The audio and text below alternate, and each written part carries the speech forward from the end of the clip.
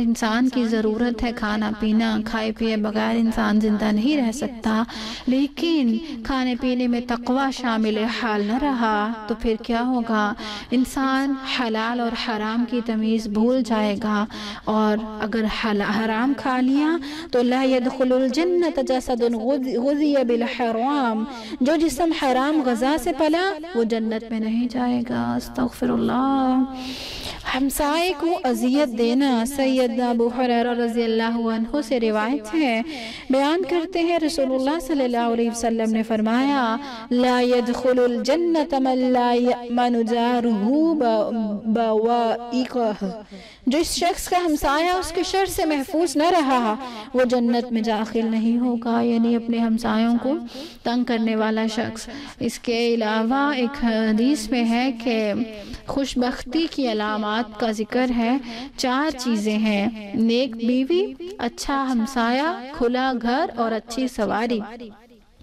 اپنا نسب تبدیل کرنا بہت بڑا گناہ ہے یہ۔ سیدنا سعد بن ابی وقاص رضی اللہ عنہ سے مروی ہے، بیان کرتے ہیں، میں نے نبی کریم صلی اللہ علیہ وسلم کو فرماتے سنا، جو شخص جانتے بوجھتے اپنے باپ کے علاوہ کسی دوسرے کو اپنا باپ بنائے اس پر جنت حرام ہے۔ یعنی اس کے اندر ایک علماء کے مطابق جو انٹرپریٹ کرتے ہیں اس حدیث کو، ایک تو یہ ہے کہ بیوی اپنے نام کے ساتھ شوہر کا نام نہ لگائے بلکہ باپ کا نام ہی لگائے، اور اس کے علاوہ کیونکہ ولدیت کا خانہ جو ہے وہاں پہ جیسے جو بھی نام ہے اس کے آگے باپ کا نام۔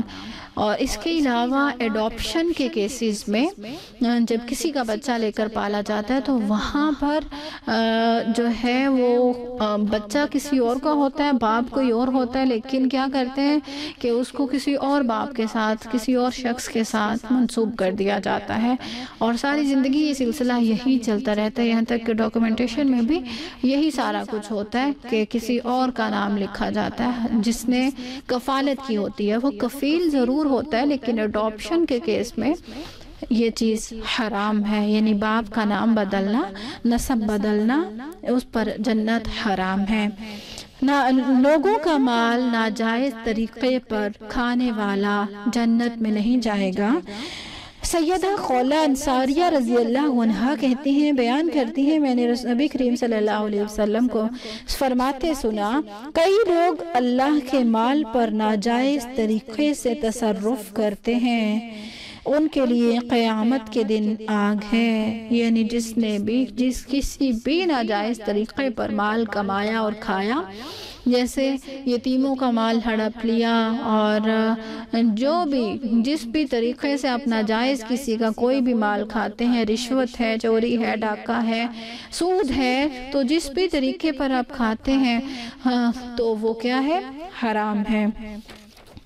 ذمی کو قتل کرنا، ذمی وہ شخص ہوتا ہے، وہ غیر مسلم جو کہ ٹیکس پے کر کے مسلمان ملک میں رہتا ہے تاکہ اس کی پروٹیکشن کا جو ہے وہ معاہدہ ایک طرح سے ہوتا ہے ان پیسوں کے عوض، اس شخص کو ذمی کہا جاتا ہے۔ تو نبی کریم صلی اللہ علیہ وسلم نے فرمایا، جو شخص کسی ذمی کو قتل کرے گا وہ جنت کی خوشبو سے بھی محروم ہو جائے گا، حالانکہ جنت کی خوشبو 40 برس کی مسافت سے آتی ہے، یعنی ابھی 40 سال کی مسافت پر جنت ہوگی تو خوشبو آنا شروع ہو جائے گی، لیکن اس شخص کو وہ خوشبو بھی اس سے بھی محروم، یعنی وہ 40 سال دوری سے بھی دور رکھا جائے گا جنت سے۔